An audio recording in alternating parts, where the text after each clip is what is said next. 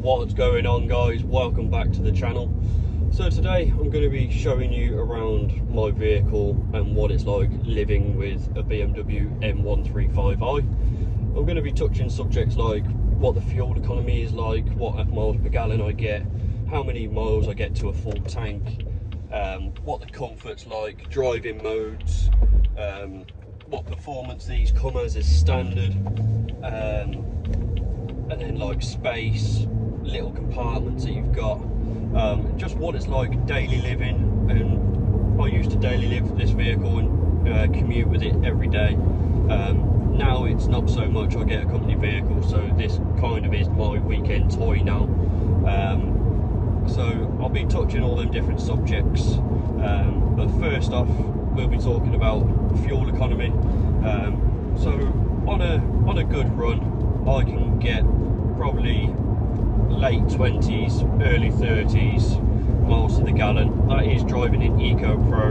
I normally drive an Eco Pro if I'm doing longer journeys, just to conserve the fuel a little bit more. But around town, once obviously the vehicle is warmed up, I normally pop it into sport and I'll just have a bit of fun with it because it sounds amazing.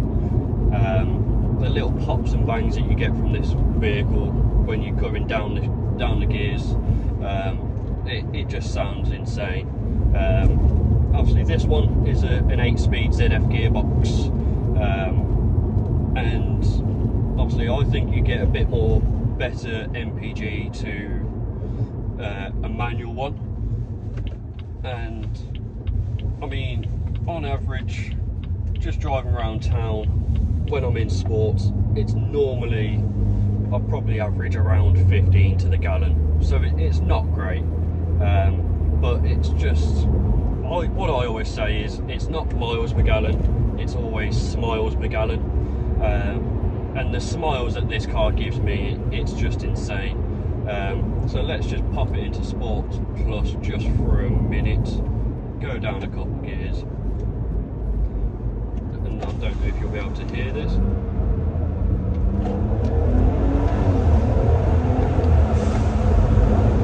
It's just little things that just make me smile every time.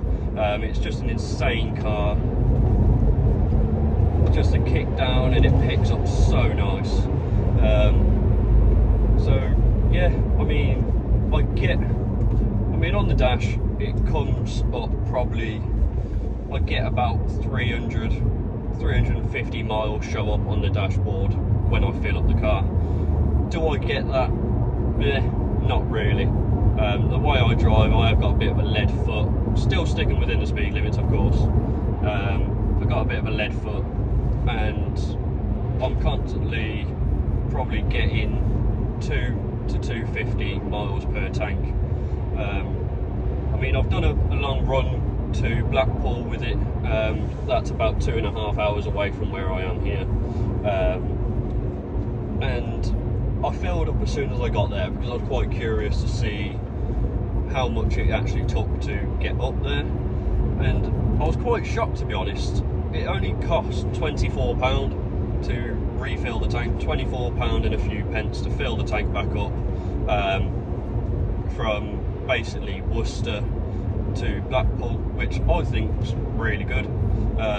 On the way back it cost a little bit more. I was stop starting in traffic, you know, the M6, it's just getting such a big car park, just like any motorway network, it's just a constant car park all the time.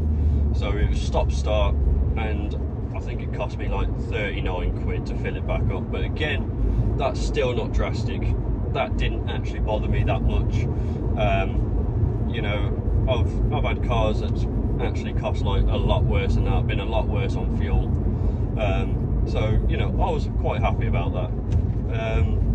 It's just little things that just make me smile every time. It's just an insane car. Just a kick down and it picks up so nice. So yeah, I mean on the dash it comes up probably, I get about 350 miles show up on the dashboard when I fill up the car. Do I get that? Not really. I've got a bit of a lead foot, still sticking within the speed limits, of course. I've got a bit of a lead foot, and I'm constantly probably getting 2 to 250 miles per tank. I mean, I've done a long run to Blackpool with it. That's about 2.5 hours away from where I am here, and I filled up as soon as I got there because I was quite curious to see how much it actually took to get up there, and I was quite shocked, to be honest. It only cost £24 to refill the tank, £24 and a few pence to fill the tank back up,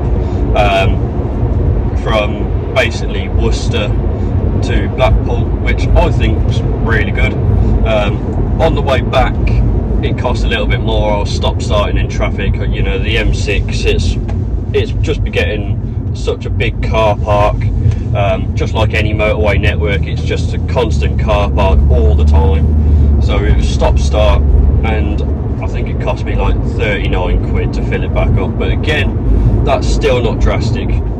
So what driving modes have these cars got? So when you turn the car on, it starts off in normal. Normal's just your average day. Obviously, if this car had the adaptive suspension, then you just get your mid-range suspension. You've also then got, going down is Eco Pro.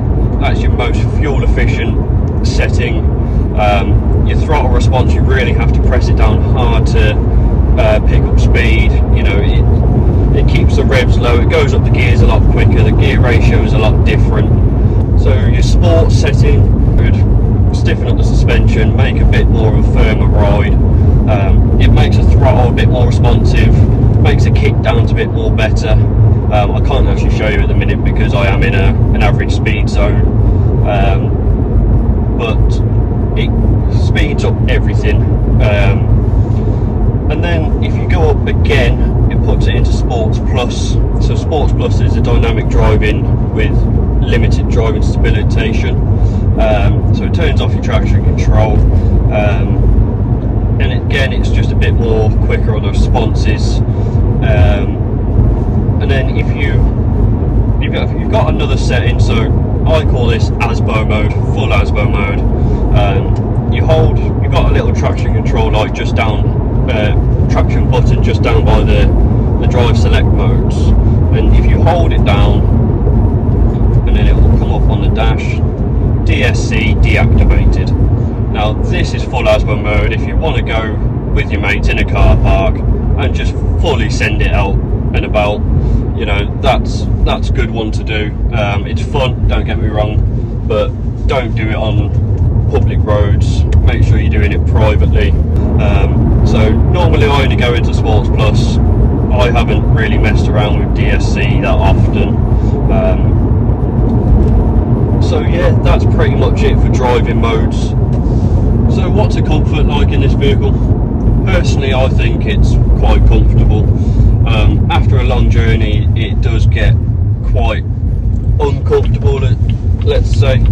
I mean, the most I've driven this vehicle is about 3.5 hours, and it starts to get a bit, you know, uncomfortable to a degree. Don't get me wrong, it's not something where you're like, oh my back, I need operation. It's not that bad. It's just like any car, you just get a bit fidgety, you're bored. But with this car, I haven't got electric seats, but I have got side supports which are electric, so it basically just squashes you in if you want a bit more tightness around your sides to keep you in tighter whilst you're driving, maybe on a track. It just keeps you a bit more tight, a bit more like a bucket seat, keeps you in tight, comfortable. Same again on the passenger side. It's got one on the passenger side, it's full leather seats, front and rear, and heated seats I believe come actually standard in the M135s and M140s. So the performance spec of this vehicle, it's a little bit less than the M140s. The M140s I think have 340 bhp.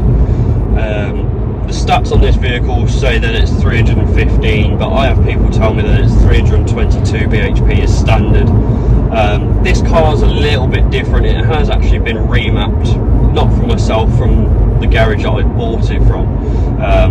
I took it for an inspection the other day at BMW, and they said, "Oh, did you know your vehicle's got a remap on the car?" And I said, "No, like not even the garage knew." So the guy who had it done obviously sold the vehicle, never told the garage. I've bought it without knowing, and I found out a couple of weeks ago that it was remapped, which kind of explains a little bit why the performance feels a little bit stronger than a standard one.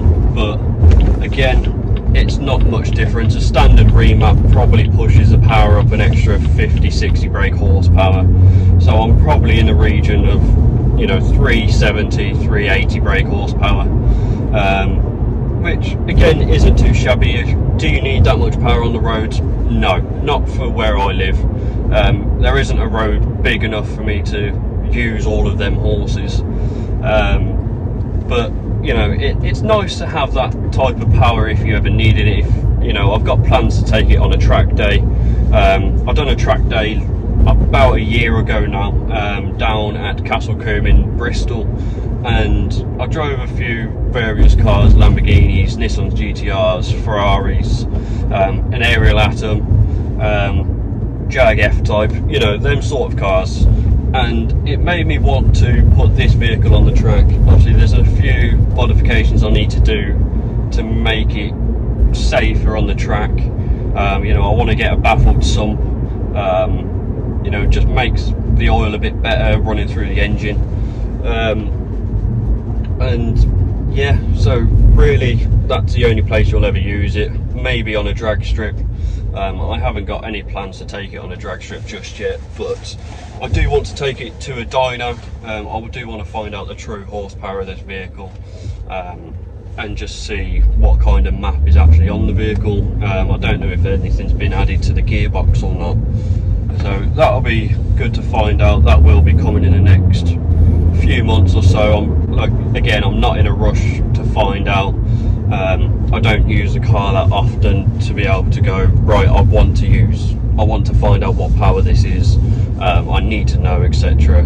That will all come in due course. So why did I pick an M135i and not an M140? So basically I've picked an M135i, main purpose because the insurance was so different that it actually made a massive decision on my choice when purchasing the vehicle. I test drove an M140, liked it. It had a bit of a better spec than this one. It had the Pro Nav, but then I'd done an insurance quote. I left a deposit on the 140, and I'd done an insurance quote that night when I got home, and it come back at like 4,300 quid, and I thought, blimey, that's quite steep. And then my missus found one just around the corner from where I left the deposit on this one, and I thought, right, okay, let's go up and have a look at this one. And it's this one that I've got now. I had a look, done an insurance quote whilst I was there before I left a deposit this time, and it only came out at 1,200 quid, and I thought, blimey, why is there such a big difference? And to be honest, I don't actually know the answer. The insurance between an M140 and an M135 was a difference of like £3,000 for me, and I just don't understand why. I don't know if it was because an M140 has been bought by so many people and binned off into a wall or something, or what, but over the past year I followed the M135 140 page on Facebook, and I do see a lot of posts on there about people saying, oh, my insurance has gone up by an extra 500-600 quid and they've not had an accident, which to be honest is quite bizarre. I don't know why, but yeah, that was the main decision between a 135 and a 140.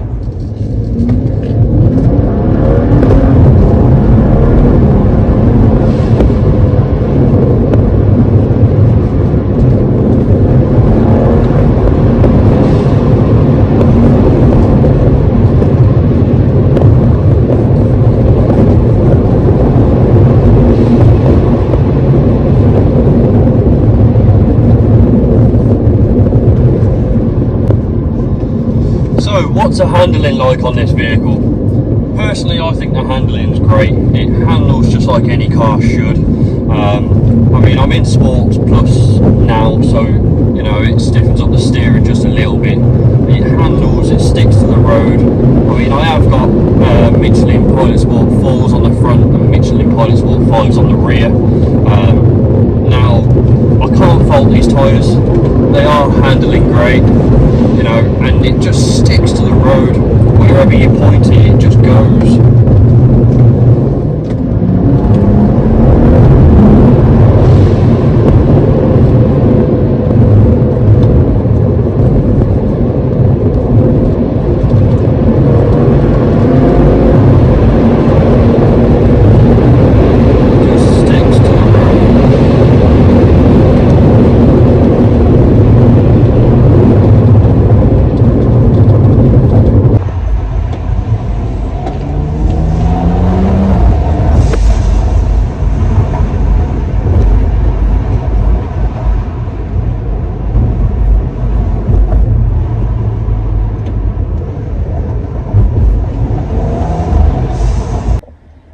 So let's talk about the iDrive system that we've got in this vehicle. Unfortunately, it's not a Pro Nav, but nonetheless, it's still a good device. It still does everything that you need the car to do.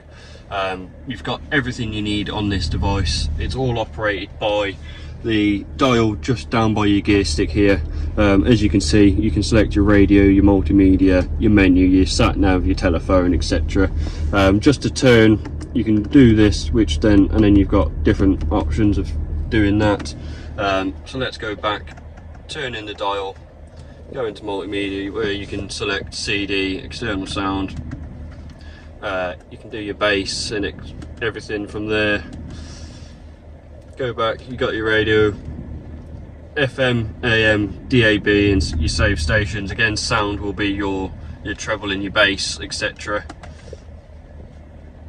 Then you've got your telephone. It's quite easy to operate this, to be fair. Go onto your phone book, last number redial, you know, you can access your Bluetooth devices, etc. Go back again to that one. Navigation. Now this took me a little second just to kind of get used to it.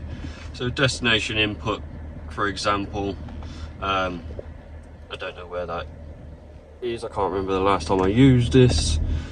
So let's, for example, just put a postcode I know. So, you know, it's not too bad. You can search for town or postcode through this. Once you get used to it, it's quite good in a sense. Me personally, I don't really use it. I typically just stick to where I'm going, or where I know I'm going. Then obviously you've got your recent destinations, address book, etc. Now obviously you can go on to connected drive, and this basically just connects you to the BMW services.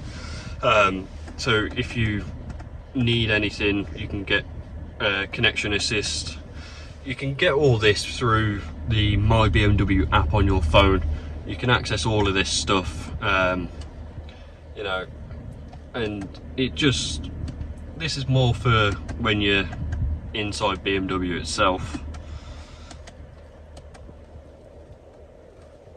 Then you can go into your vehicle information. This is the main bit that I use. So quick reference, it's just what really you need to know about the vehicle. It's like your quick reference to knowing about the vehicle.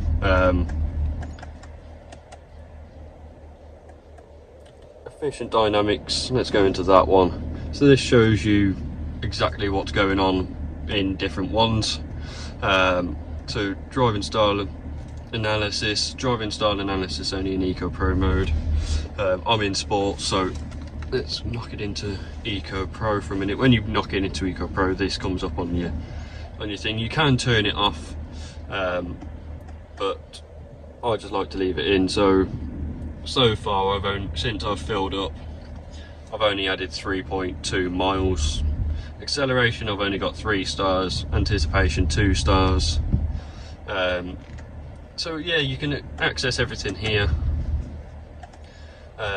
So owner's handbook, onboard computer.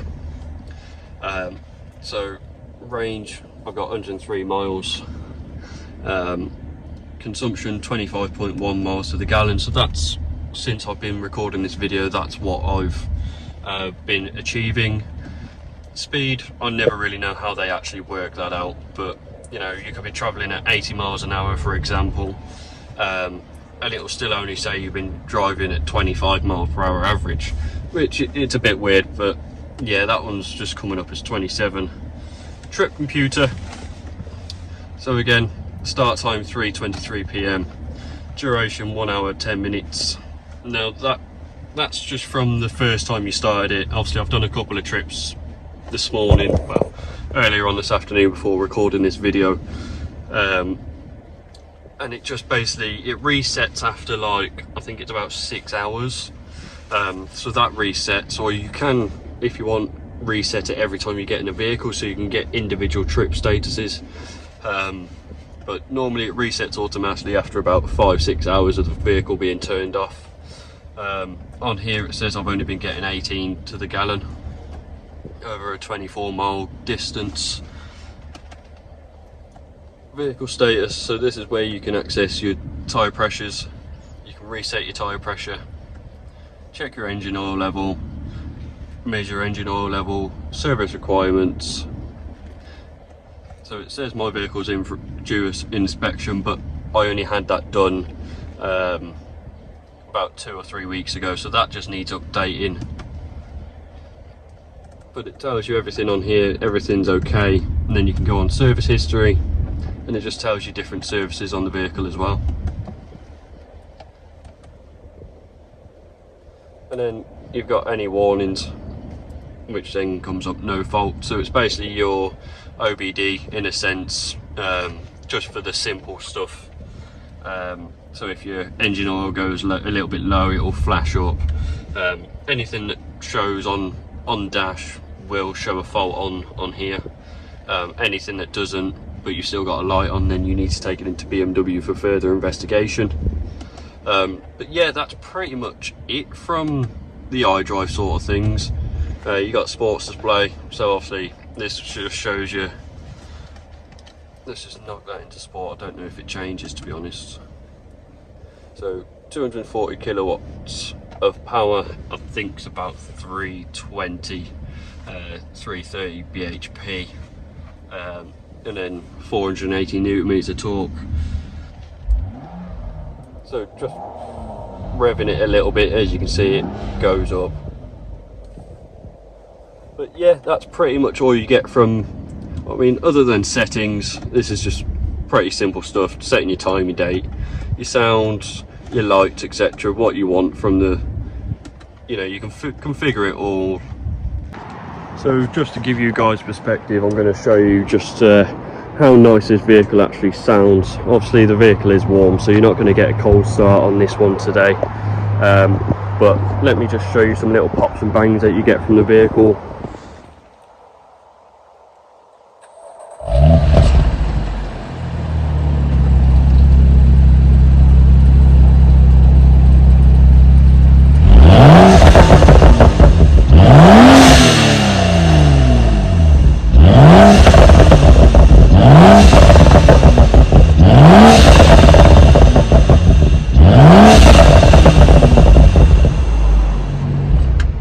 What have I got on this vehicle that's different to the others? So this one, I have got the Alcantara steering wheel at the top and bottom, with the meant to be white center strip.